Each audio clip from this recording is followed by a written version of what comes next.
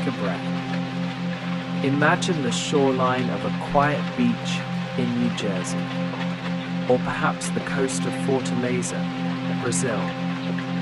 Beneath the sand where the tide meets the earth lies a heavy, black conduit. It looks like a simple pipe, but inside it carries the light of the world. These are the submarine communications cables. Since the mid-1850s, we have been stitching the continents together with copper and glass. We begin our journey at the cable landing station, a nondescript reinforced concrete building. Inside, the air is filtered and cool, humming with the sound of high-voltage power feeds. These stations are the gateways where the digital world meets the physical deep. A common misconception is that these cables are massive. In the deep ocean, the cable is often no thicker than a garden hose, but it is a marvel of layering. At the very center sit the optical fibers, hair-thin strands of glass, so pure that if the ocean were as clear as this glass, you could see the bottom of the Mariana Trench from the surface. Surrounding the glass is a buffer of petroleum jelly to prevent water ingress. Then a copper tube to carry the 10,000 volts of electricity needed to power the repeaters. Further out, layers of steel wire for strength. And finally, a sheath of high-density polyethylene. In shallow waters where shark bites or ship anchors are a threat, we add layers of heavy galvanized steel armor. It is a heavy, silent weight, resting in the silt of the abyss. Imagine the cable laying on the abyssal plain, 4 miles down. The pressure here is 8 tons per square inch. It is pitch black. The temperature is near freezing. Every 50 to 100 kilometers, there is a repeater. These are titanium-housed cylinders, looking like small torpedoes spliced into the cable. Inside, erbium-doped fiber amplifiers boost the weakening light signals. They do this work for 25 years without a single human hand ever touching them. The light pulses, billions of bits per second, travel through the glass at 200,000 kilometers per second. Even here in the crushing silence of the North Atlantic, the data moves with a frantic, invisible energy, carrying emails, video calls, and memories across the tectonic plates. To place these, we use ships like the Reliance or the Ile de Seine. These vessels carry thousands of miles of cable coiled in massive circular tanks, like giant spools of bread. The linear cable engine slowly pays the line out over the stern. In shallow areas, a sea plow is towed behind the ship, carving a trench in the seafloor and burying the cable to keep it safe from the world above. The ship moves at a walking pace, 2 knots, sailing for weeks across the open blue, slowly laying the nervous system of the 21st century. Imagine the cable as it leaves the continental shelf. The seabed drops away into a vertical darkness known as the bathyal zone. Here the armor of the cable thins out. In the crushing depths of the open ocean, there are no anchors to snag it, no fishing trawlers to bruise it. It rests on the abyssal plain, a vast, silent desert of silver-grey silt and prehistoric clay. At these depths, the water is a constant 2 degrees Celsius. The pressure is immense, equivalent to an elephant standing on a postage stamp. Yet inside that garden hose-sized tube, photons of light are screaming across the Atlantic in a fraction of a second. It is a strange paradox, the most frantic, high-speed activity of the human race, resting in the most motionless place on the planet. Every 50 miles, the signal begins to tire. The light grows dim as it travels through the glass. To fix this, the cable meets a repeater. These are heavy, torpedo-shaped cylinders made of beryllium copper or titanium. Inside these housings, there are no moving parts. Instead, there is a coil of fiber optic cable infused with a rare earth element called erbium. When the high voltage current from the landing station hits this erbium-doped fiber, it pumps the light, amplifying the signal and sending it on its way for another 50 miles. These cylinders sit in the mud, glowing with invisible energy, silent sentinels that will not be seen by human eyes for 30 years. It was not always glass and light. To understand the physical internet, we must remember the HMS Agamemnon and the USS Niagara in the summer of 1858. They carried a cable made of 7 copper wires wrapped in 3 layers of a tree sap resin called gutta percha. There were no satellites then, no wireless, just a thin, fragile thread connecting 2 worlds. When the first message was sent, a greeting from Queen Victoria to President James Buchanan, it took 16 hours to transmit just 98 words. Today, the fiber optic cables beneath your feet could transmit the entire library of the British Museum in a heartbeat. The history of the internet is not just a history of Toad, it is a history of ships, of sailors, and of the heavy, cold iron coiled in the dark holds of steamships. Sometimes the silence is broken. An underwater landslide or a tectonic shift snaps the thread. When the light goes dark at the landing station, a cable ship is dispatched.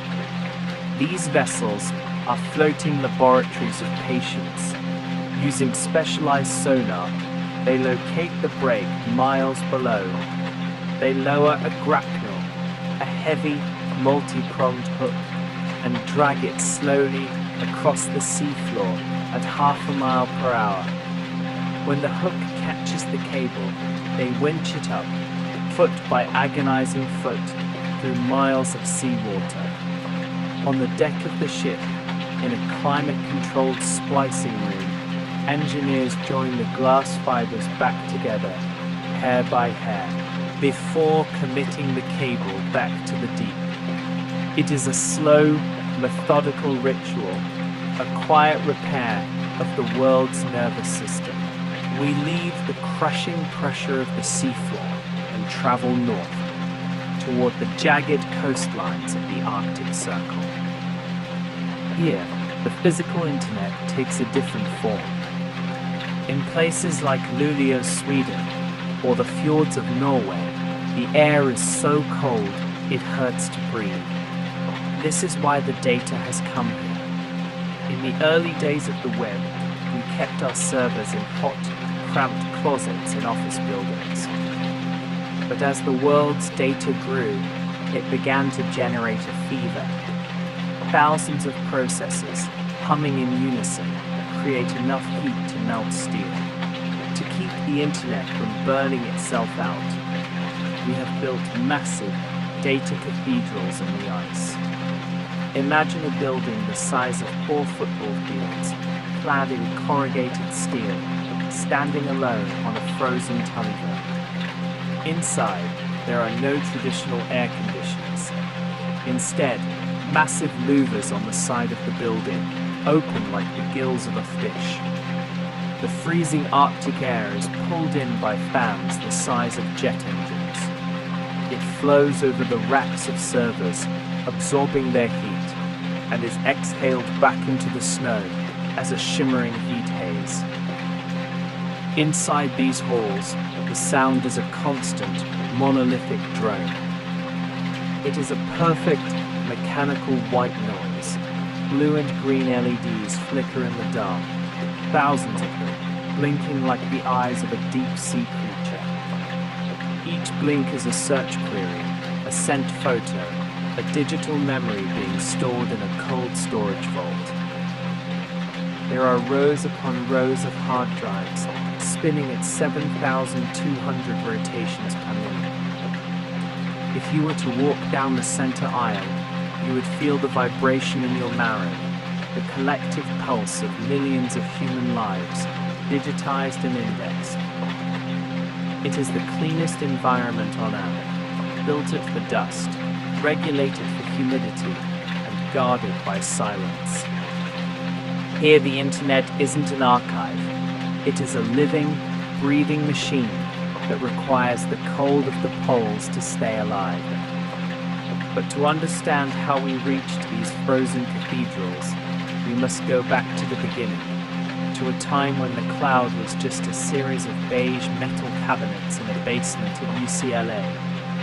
It is 1969. The Interface Message Processor, or IMP, is the size of a refrigerator. It is painted a dull military grey. There are no screens, only rows of toggle switches and honey-colored lights. This was the first node of ARPANET. The very first message ever sent was supposed to be the word login.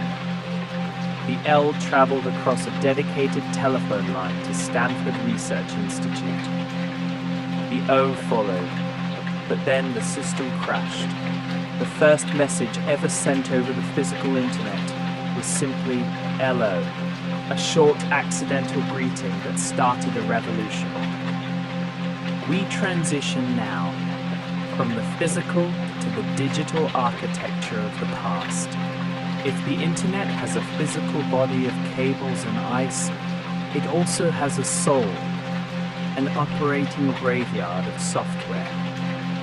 Imagine a vast, silent library where the shelves are filled with plastic jewel cases and floppy disks.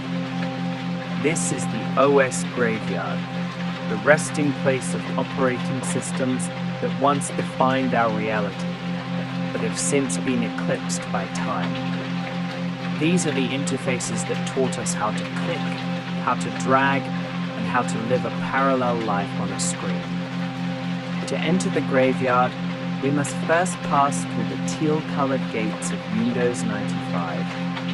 In 1995, this wasn't just software, it was a cultural event. Close your eyes and recall the startup sound, a 6-second wash of ethereal, ambient synthesizers composed by Brian Eno. The aesthetic was beige and teal. The windows were thick and grey, with heavy shadows that made them feel like physical objects stacked on a desk. There was a profound sense of order in the Start button. For many, this was the first time they saw the World Wide Web, represented by a tiny, pixelated icon of a magnifying glass over a globe. It was a world of 256 colors, where every icon was a handcrafted piece of digital art, limited by the resolution of the heavy CRT monitors that hummed on our desks. Moving deeper into the shadows, we find a more sophisticated ghost. Next Step. This was the OS developed by Steve Jobs during his exile from Apple in the late 1980s. While the rest of the world was looking at flat, two-dimensional icons, Next Step was a dark, monochromatic dream. It featured display postscript, meaning everything on the screen was rendered with the precision of a printed page. The icons were three-dimensional, casting soft shadows against a deep gray background.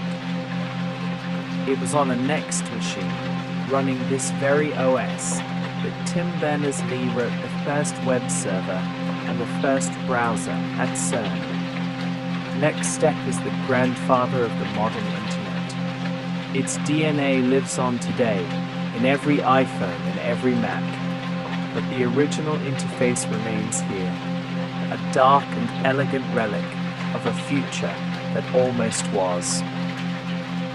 Near the back of the graveyard lies BOS, the lost operating system. In the mid-90s, while other systems struggled to play a single video file without crashing, BOS was a miracle of efficiency. It was designed for media, back when that word felt like a promise of a digital utopia. The interface was bright and clean, with yellow title bars and tabs that looked like folders in a filing cabinet. It was incredibly fast, capable of handling multiple streams of audio and video simultaneously on hardware that should have been too weak for the task. But the market moved elsewhere, and BOS became a cult classic of the digital world, a ghost of a faster, smoother timeline that we never quite reached. As we walk through these rows of dead software, we notice the desktop metaphor that unites them all. The trash can, the folder, the file, the magnifying glass. These were the bridges built to help our analog minds cross over into the digital realm.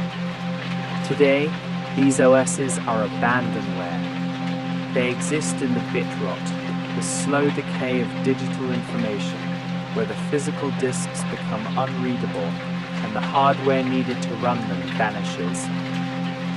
But for those who remember the sound of a floppy drive seeking data, that rhythmic chunk whir, these systems are more than just code.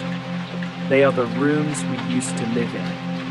The beige glow of the monitor was the hearth we sat around, exploring the first frontiers of a connected world.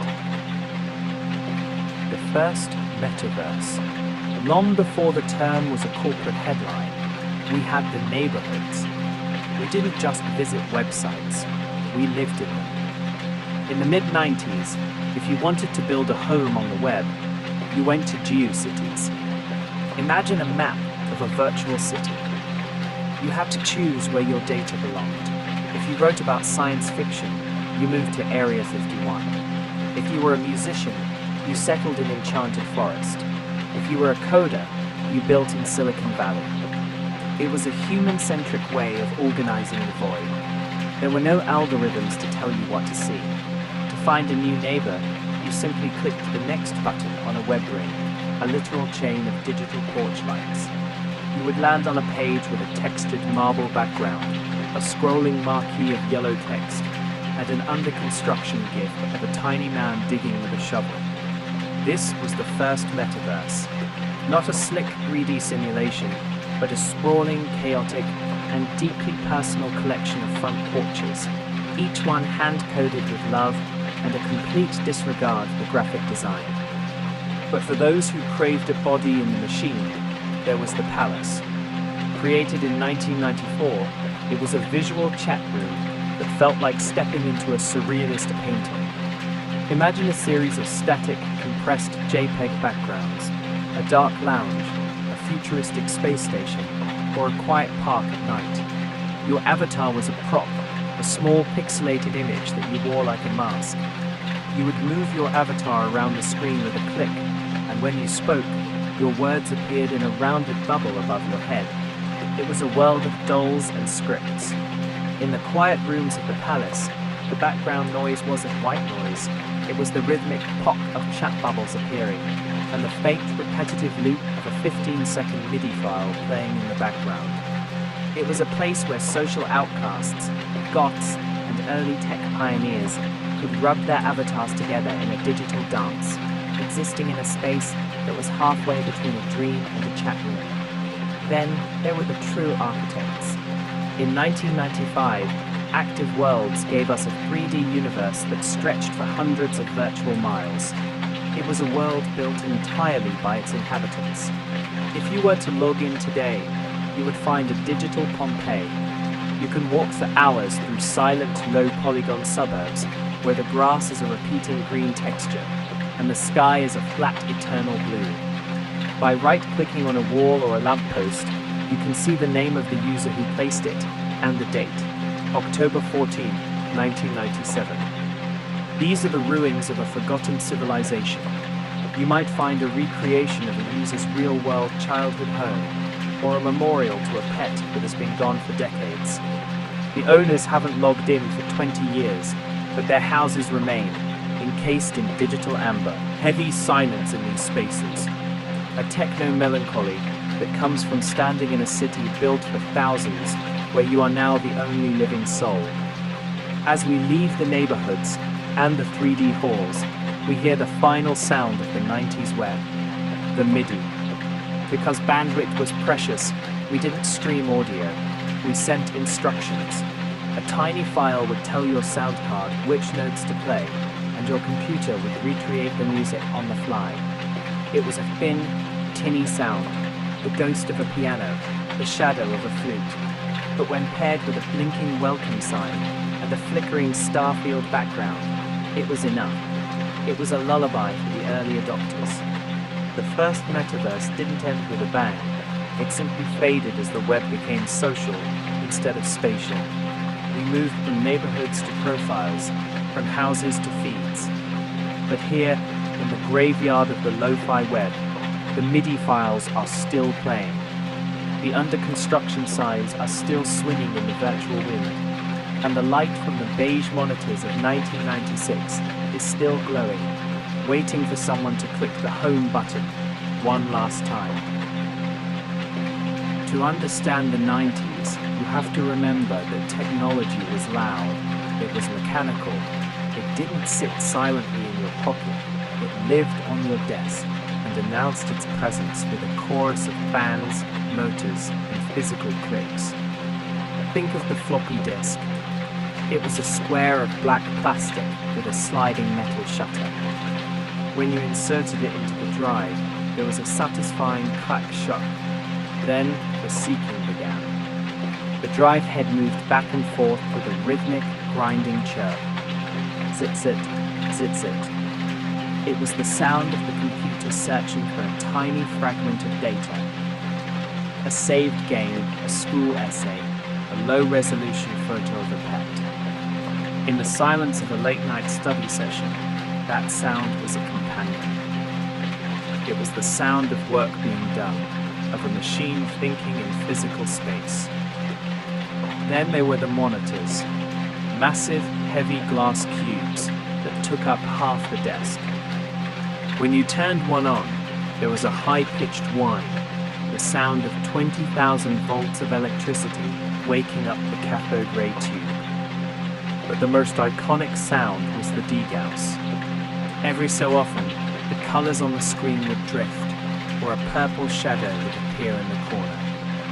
You would find the degauss button in the monitor's menu.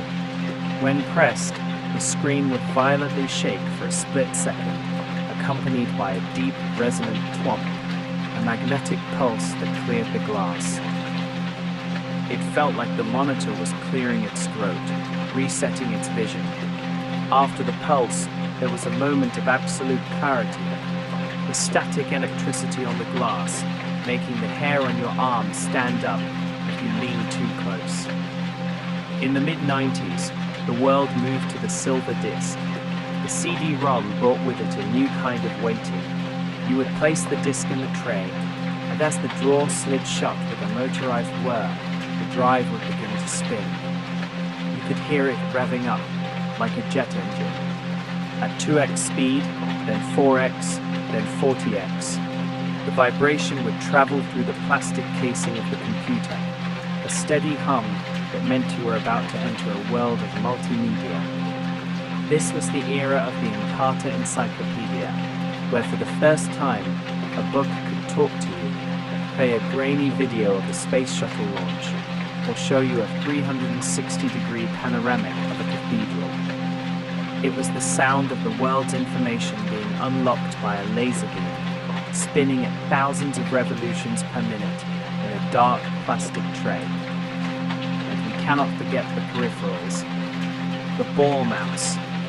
Unlike the optical mice of today, the 90s mouse had a heavy, rubber-coated steel ball inside. As you moved it across a foam mouse pad, you could feel the weight, the friction, the physical rolling. Every few weeks, the movement would become crunchy or hesitant. You would twist the plastic ring on the bottom, remove the ball, and find the rollers covered in a thin grey line of desk lint. Cleaning those rollers with a fingernail or a cotton swab was a ritual, a moment of digital maintenance that connected you to the machine. It was a tactile world. To use a computer in the 90s was to be a mechanic of the invisible. Before the web was a vast, interconnected ocean, it was a series of islands. To find them, you didn't use a search engine, you used a phone number. This was the era of the BBS, the bulletin board system. Imagine a single computer sitting in someone's basement or spare bedroom, connected to a dedicated phone line. To visit it, your computer had to physically call theirs. You would hear the familiar, melodic sequence of touch tones, the secret code to enter a private world. Then, the screech of the modem handshake, and suddenly, the handshake was complete. You were in. A BBS was a digital clubhouse. It was often local, a community of night owls, coders, and teenagers within your own area code. Because most boards only had one or two phone lines, if someone else was logged in, you got a busy signal. You had to wait your turn, redialing in the dark, waiting for that one open slot to the digital underground. When you finally connected, there were no photos, there were no videos, there was only text. But it was text with a soul. This was the kingdom of ANSI art. Artists would use blocks of color and special characters to build elaborate flickering logos and welcome screens. Because the connection speeds were so slow, perhaps 1200 or 2400 baud, you could watch the art being drawn on your screen, line by agonizing line. A pirate ship, a futuristic city, or a gothic gargoyle would slowly materialize out of the black void. There was a profound patience to it. You would sit in the glow of the monitor, watching the characters fall into place, listening to the faint high-frequency hum of the modem. It felt less like browsing and more like entering a physical space, a tavern for the mind, where the only currency was information. On a BBS, files were treasures. You didn't stream anything, you downloaded. You might find a shareware version of a new game, or a single pixelated image, or a text file containing world lore written by someone halfway across the country. You would initiate a protocol, X modem, Y modem, or the legendary Z modem. Then the waiting began. A small bar would slowly creep across the screen. Time remaining, 42 minutes. During this time, you couldn't use your phone. You couldn't use your computer for anything else. You simply sat there, watching the packet count rise. If someone in your house picked up another extension to make a call, the connection would hiss and snap, and the download would fail. You would have to start all over again. It made every file you owned feel heavy, earned, and permanent. At the center of every board was the sysop, the system operator. They were the gods of their small domains. They decided who had access to the deep files and who was banned for breaking the rules. Sometimes while you were browsing the message boards, a window would suddenly pop up on your screen. The sysop wants to chat. This was a moment of pure magic. Another human being, somewhere in your city, had seen you log in and decided to speak to you in real time. You would type back and forth in a split-screen window, the letters appearing with a slight delay. You were two ghosts in the machine, connected by a copper wire in the middle of the night. When you finally logged off, you would hear the mechanical click of the modem hanging up, the final goodnight from a world that only existed as long as the phone line stayed open. The Phosphor Guardian, the screensaver. To understand the screensaver, you have to understand the fragility of the glass. In the 90s, our monitors were phosphor-based.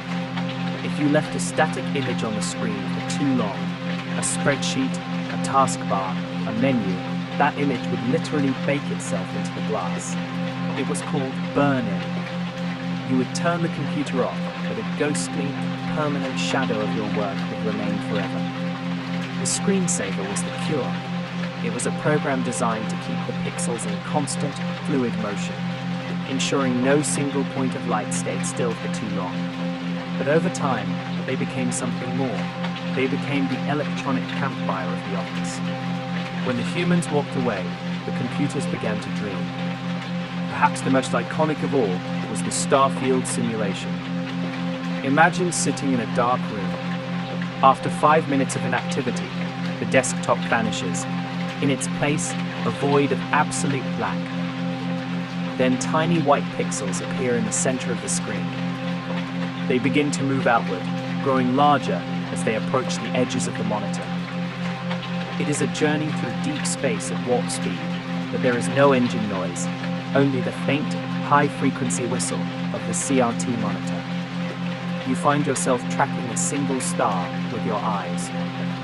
You follow it from the center, watching it glide slowly toward the corner until it disappears, only to have your eyes catch the next one. It is a loop without an end. It is a visual lullaby that tells your brain the machine is resting, and you should too. Then, there was the 3D maze. This was a breakthrough in the mid-90s, a first-person perspective journey through a labyrinth of brick walls and psychedelic floors. The camera moves automatically. It glides down a long hallway, turns left with a smooth, mechanical precision, and continues. Sometimes the walls change from red brick to a grey stone. Sometimes the floor becomes a reflection of the ceiling. There are no enemies in this maze. There is no goal. There is only the turn, the constant, rhythmic right-angle navigation. Occasionally, you might encounter a floating OpenGL logo or a 2D image of a smiley face. It is a lonely, surreal experience, a walk through a world built for nobody, existing only to keep the phosphors alive in the dark. In the early 90s, a company called Berkeley Systems turned the screensaver into an art form with a collection called After Dark. This was the era of the flying toasters. Imagine a dark screen where silver, 1950s-style toasters with bird-like wings fly slowly across the darkness in a diagonal formation. They are accompanied by small pieces of toast, ground to perfection, floating alongside them. There was no logic to it. It was software absurdism. People would install these programs not to save their monitors, but to decorate their rooms. You could choose Mowing Man, where a tiny pixelated character would endlessly mow a lawn of green pixels that grew back instantly. Or Aquarium, which turned your heavy hot monitor into a glowing blue tank of tropical fish. These were the first digital pets, a way to make the cold beige hardware feel alive, whimsical, and soft. And finally, we remember the flying windows of the late 90s. The colorful Windows logo breaking into hundreds of fragments and rushing toward the viewer like a digital blizzard. As we watch these shapes move, we realize the screensaver was the bridge between the work of the day and the rest of the night. When the Starfield appeared, it meant the emails were done, the reports were saved, the phone lines were quiet. It was the signal that the digital world had tucked itself in. Today, our modern screens don't need saving. They simply go black. They turn off. But we have lost that dream state of the computer, the silent, glowing starfields that used to watch over us while we slept in the blue light of the 1990s. The architecture of sound, the tracker era. As the 90s progressed, we began to ask the machine to do something impossible, to carry the weight of a full symphony or the heavy bass of a techno club inside a memory bank no larger than a few paragraphs of text. This was the era of the tracker. In the modern world, music is a stream, a massive uncompressed river of data. But in the early 90s, storage was a desert. A standard 3.5-inch floppy disk could only hold 1.44 megabytes. To put that in perspective, a single high-quality song today would require 5 or 6 disks just to store. To solve this, the digital pioneers didn't record sound, they recorded instructions. Imagine a vertical scroll of code moving from bottom to top. This was the pattern. On the left, a column for the note. In the middle, a column for the instrument. And on the right, a column for effects, vibrato, volume slides, or arpeggios. This was Pro Tracker, Scream Tracker, and Impulse Tracker. It didn't look like music. It looked like the Matrix, a waterfall of hexadecimal code that when played back, bloomed into a complex, multi-layered soundscape. The magic of the tracker was the mod file. Unlike a MIDI file, which relied on the computer's built-in and often poor quality sounds, a mod file carried its own samples. But these samples had to be tiny. To fit a drum kit, a bass line, and a lead synth onto a floppy disk, musicians had to become surgeons of sound. A snare drum couldn't be a 3-second recording. It had to be a fraction of a second, bit crushed down to 8-bit quality to save space. A string pad couldn't be a long, lush recording. It was a tiny loop, a half-second of sound that the computer would repeat infinitely to create the illusion of a sustained note. There was a specific warmth to this limitation. Because the sounds were 8-bit, they had a crunch to them, a digital grit that felt purposeful. Musicians in the demo scene would compete to see who could fit the most beautiful 10-minute epic into the smallest file size. It was sonic origami, folding a massive musical vision into a tiny digital box. If you listen to the music of that era, specifically from the Commodore Amiga, there is a certain glassy quality to it. Because the hardware could only play 4 channels of sound at once, composers had to be clever. If they wanted a chord, they couldn't play 3 notes at once. They would use a fast arpeggio, flipping between the notes so quickly that your ear perceived it as a single shimmering chord. It created a flickering, crystalline texture that is unique to the 90s. When you listened to a mod file, you weren't just hearing a song. You were hearing the CPU working in real time. You could almost feel the machine straining to keep the samples in sync. The rhythmic tick-tick-tick of the vertical scroll guiding the melody through the electronic ether. Then, in the late 90s, the Fraunhofer Institute changed everything with a codec called Layer 3, or the MP3. Suddenly, we discovered that we could strip away the parts of a sound that the human ear couldn't hear. We could shrink a 4-minute song down to 4 megabytes without losing the soul of the music. This was the era of Winamp. Close your eyes and remember the Winamp interface, the dark grey skin, the graphic equalizer with its flickering green bars, and the playlist editor that we spent hours organizing. We stopped thinking in terms of patterns and samples and started thinking in terms of libraries. But something was lost in that transition. The tracker era was tactile. You knew every individual grain of the instruments you were using. As we move into the era of the MP3, the music becomes a file, something we possess rather than something we build. But even now, in the quietest part of the night, if you listen to a low bitrate recording from 1998, you can hear that metallic shimmer in the high end, the ghost of the compression, a reminder of the time when digital music was a precious, hard-won miracle. The wild west of the MP3, Napster, and the peer-to-peer revolution. As the clock struck midnight on the 90s, the digital world felt like an infinite, lawless frontier. We had the MP3, a way to shrink music, and we had faster modems. But we didn't have a store. We didn't have a library. What we had was Napster. Launched in 1999 from a dorm room, Napster was the first time the world felt truly connected by a single shared pulse.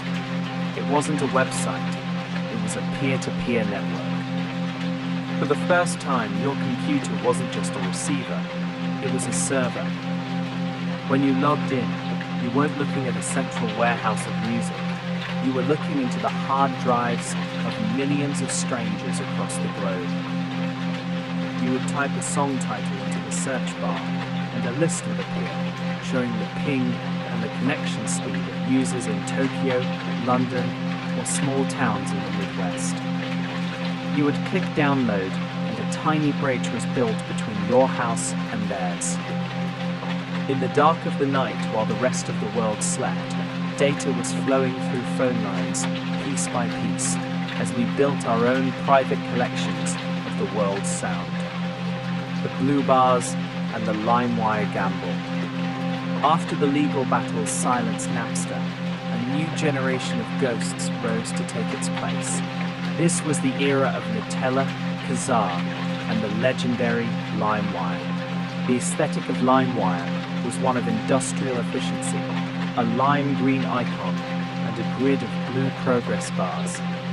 But downloading in this era was a gamble. You would wait 3 hours for a song to finish, watching the kilobytes per second flicker like a dying candle. There was a strange tension in the waiting. Because there was no official version of anything, you often didn't know what you had until the download reached 100%. Sometimes the song would cut off halfway through. Other times, the file was mislabeled. You thought you were downloading a rare acoustic track, only to be met with 30 seconds of silence or the frantic, distorted noise of a corrupted file.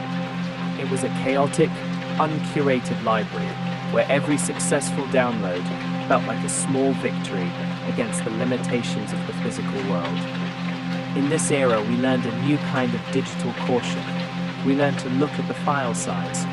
If a song was only 200 kilobytes, we knew it was a trap, a shell containing a virus or a Trojan horse designed to freeze your system.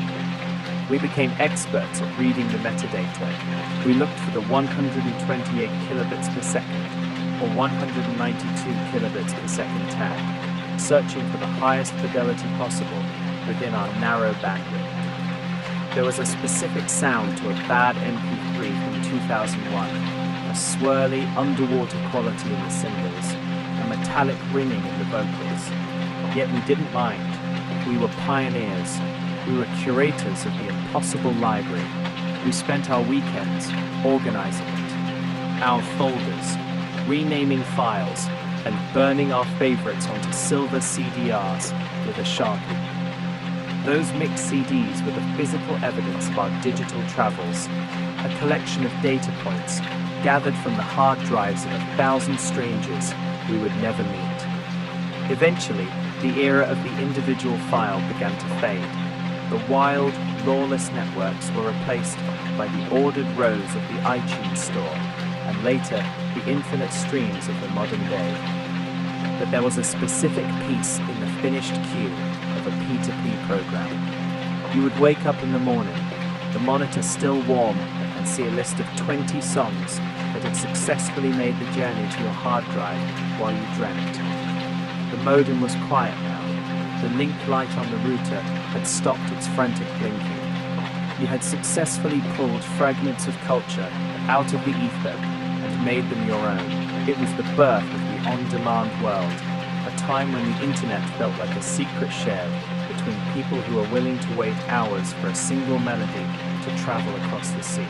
Before the high-definition streams of the modern era, video on the internet was a fragile, stuttering miracle. In the late 90s and early 2000s, the technology was moving faster than the copper wires in our walls could handle. This was the era of Real Player, QuickTime, and the first grainy glimpses of a world without television schedules. Imagine clicking a link for a music video or a movie trailer. You weren't met with an instant image. Instead, you were met with a small grey window, often no larger than a postage stamp in the center of your screen. And then the waiting began. The word buffering would appear in a blocky, simple font. It was a new kind of digital patience. Your computer was desperately reaching out across the network, trying to grab enough packets of data to build just a few seconds of motion. When the video finally started, it didn't flow like film. It moved in a stutter. The frame rate was low, perhaps 12 or 15 frames per second. The images were blocky, covered in heavy compression artifacts. A face would move, but a ghost of the previous frame would linger behind it in a trail of square, digital noise. Because the bandwidth was so narrow, the software had to make a choice. Do we keep the sound or the picture? Often, the audio would continue, a tinny, low bitrate stream, while the video froze entirely. You would sit there, watching a frozen frame of a singer's face, listening to the music, waiting for the buffer bar to fill up again. There was no auto quality. There was no 1080p. There was only the low or high bandwidth button. And high was a gamble that usually ended in a connection timed out message. We would try to push a river through a straw, and the friction was visible in every pixel. We spent hours in the Apple QuickTime trailer gallery. These were the high watermarks of early streaming. To see a movie trailer in full screen was a process that took all night. You would initiate the download before you went to bed. The progress bar moved with the speed of a glacier. You would watch the estimated time remaining jump from 2 hours to 14 hours to 38 minutes as the network fluctuated.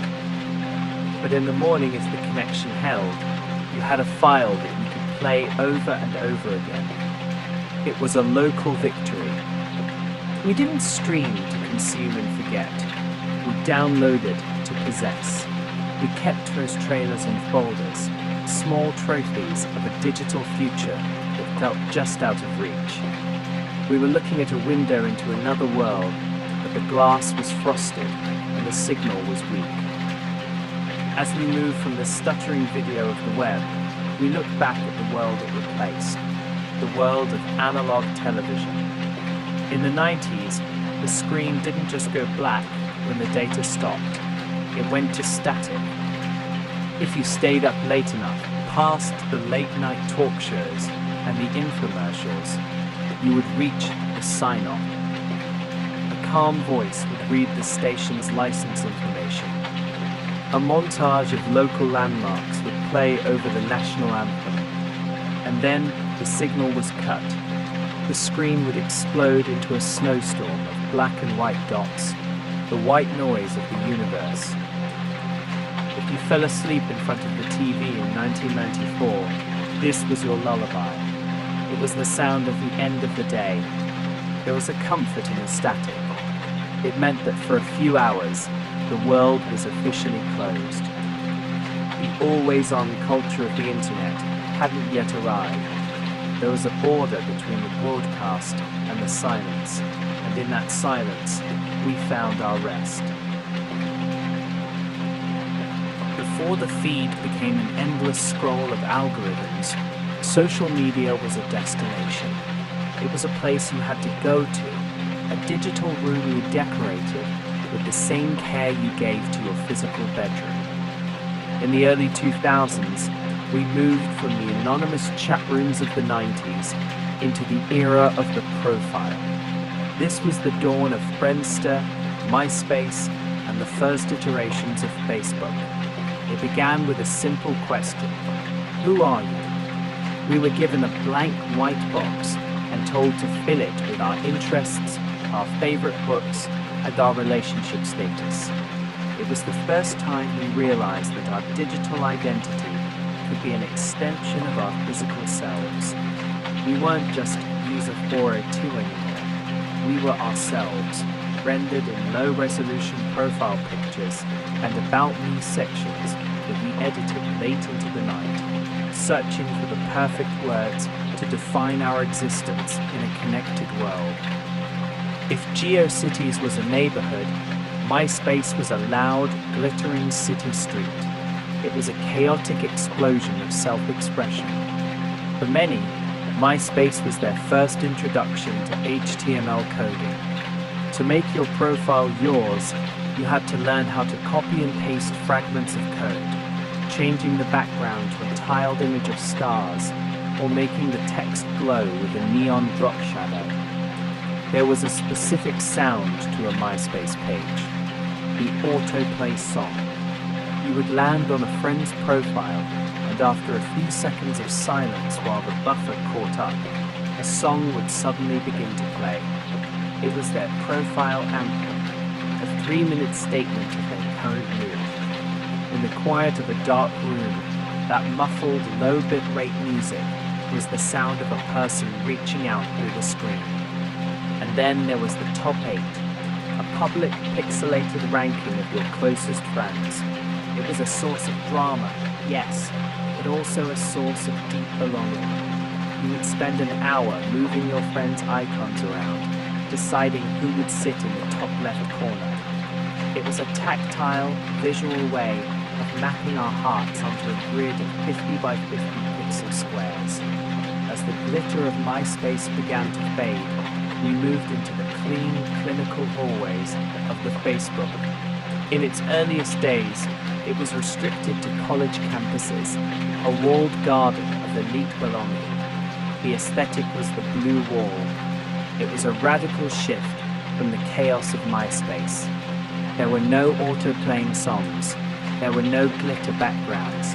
There was only the wall, a chronological record of what your friends were doing. Brian is going to the library. Sarah is tired. We spoke in the third person, following the prompt of the status update. It was a rhythmic, repetitive way of checking in. We would poke each other, a tiny digital gesture that meant nothing and everything at the same time. It was a bridge between classes, a way to stay connected in the in-between moments of our lives. Organized and permanent, a digital yearbook that we thought would never be closed. But perhaps the most poetic of all early social media was the AOL Instant Messenger AIM away message. When we left our computers, we didn't just log off, we left a sign on the door. We would choose a quote from a song or a cryptic sentence about our day and leave it there for the world to see. Away at the movies, out for a walk, BRB. It was a way of being present while being absent. If you sat and watched your buddy list at 2 a.m., you would see the icons turn from gold to grey as people went to sleep. You would hear the door opening and door closing sound effects, the sonic signatures of friends entering and leaving your digital life. When the last door closed, you were alone in the blue light, the only soul left in a city of away messages. It was a quiet, peaceful loneliness, the sound of a world that was always there, even when the humans were gone.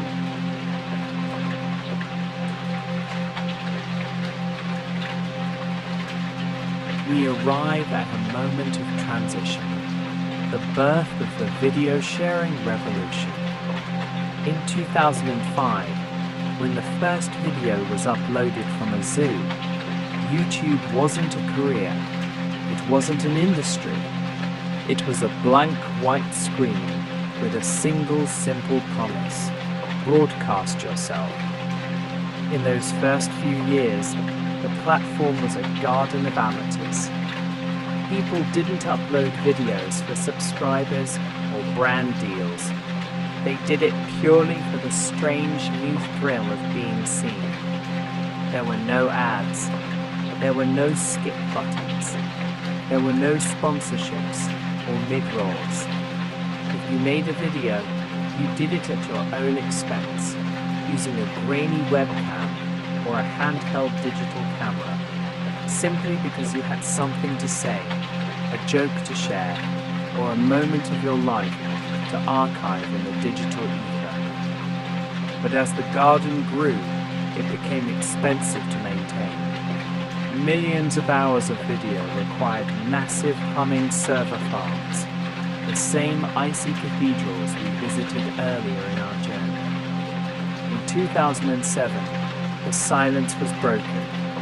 YouTube introduced the first in-video ads. To the creators of that era, this felt like an apocalypse. It is hard to imagine now, but the community was devastated. They believed that commercials would poison the well of creativity. They feared that the love of the craft would be replaced by the greed of the click.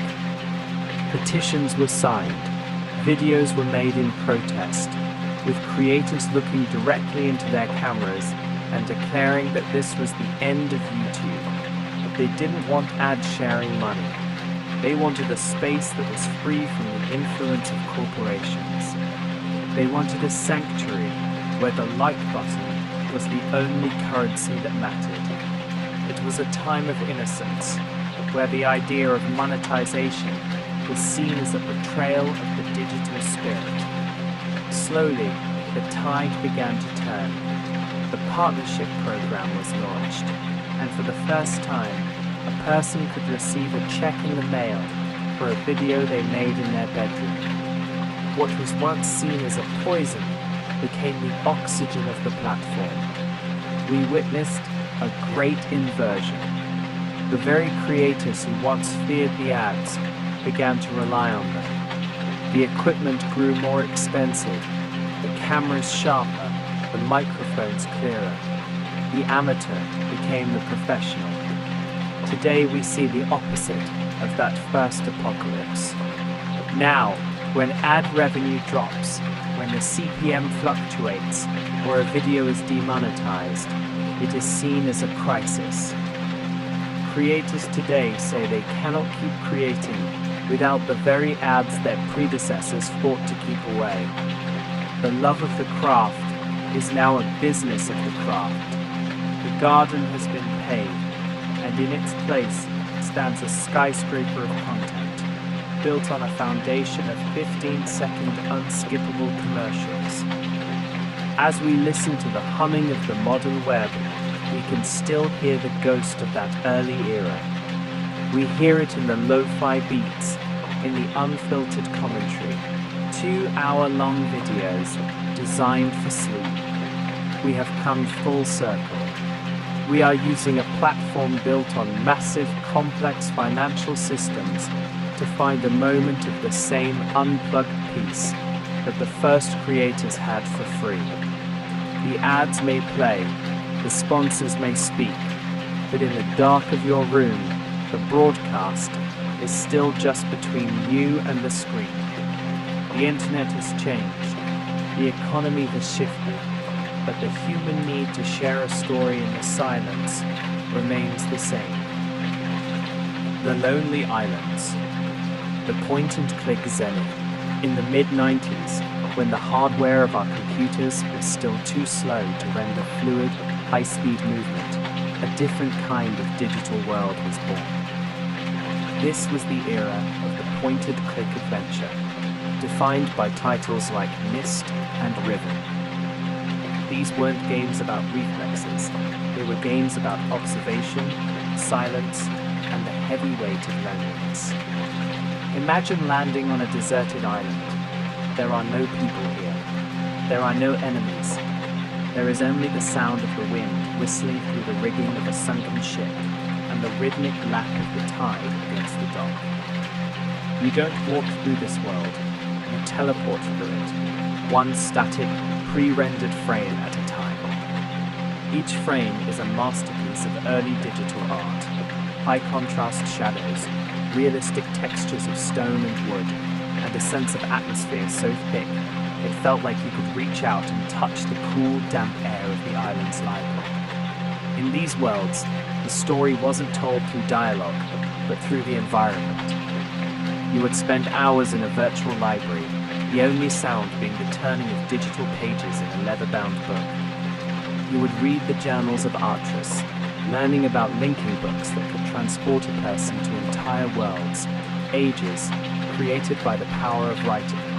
The puzzles were mechanical and silent. You might find a giant stone gear half buried in the sand, or a series of switches in a dark, underground boiler room. Solving them required a kind of meditative focus.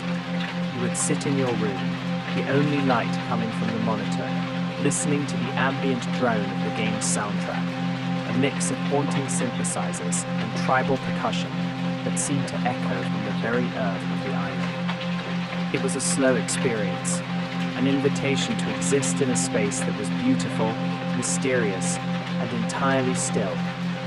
As the digital world matured, it began to pull from the analog lullabies of the era that preceded it. Before we had 24-hour streaming, television had a night shift. If you were awake at 3 a.m., the vibrant world of primetime was gone, replaced by the infomercial. This was a liminal space of high-key lighting and repetitive, enthusiastic voices. But for the viewer at home, it was a form of white noise. You would see a man in a colorful sweater demonstrating a miracle kitchen tool, or a woman showing how a new cleaning solution could remove a stain from a white carpet. Behind their voices was the muzak, smooth synthesized jazz with a steady 4-on-the-floor beat, and a saxophone that sounded like it was being played in a distant mall. There was a profound comfort in these broadcasts. They were the background music to insomnia. The colors were slightly off, softened by the glow of the CRT and the hum of the cable box. It was a world where problems were easily solved in 30 minutes, where everything was new and improved, and where the outside world felt miles away. It was the final signal before the sign-off static, a bridge of consumerist dreams that carried us toward the dawn. We must face the reality of the digital world. It is not permanent. We often think of data as eternal, but the internet is actually a fragile, vanishing archive. This is the phenomenon known as bit rot. Think of the photos you uploaded in 2004. Think of the blogs written in the late 90s, or the thousands of GeoCities pages we discussed earlier. When a server is turned off, or a company goes bankrupt, those digital lives are erased. The physical disks that hold our memories, the floppies, the CDRs, the early hard drives, are physically degrading. The magnets lose their charge. The plastic layers of the disks begin to separate. This is the heat death of our information. We try to fight it with the Internet Archive and the Wayback Machine.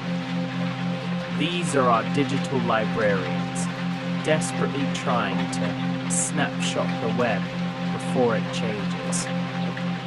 But much is already gone. We are living in a digital dark age where the most connected era in human history may leave behind the fewest records. The links are breaking.